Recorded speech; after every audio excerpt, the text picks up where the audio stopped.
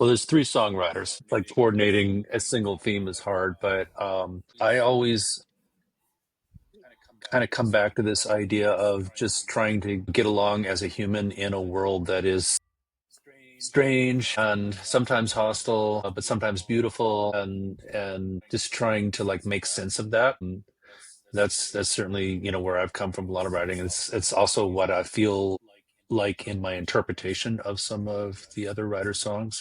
So like when we did the video for Inner Dreams, and I don't know, I think Blitz might disagree with this, but I felt like there was a sense of alienation inside the song, sort of hope but alienation juxtaposed. Um, and that's sort of part of what we tried to capture in the video.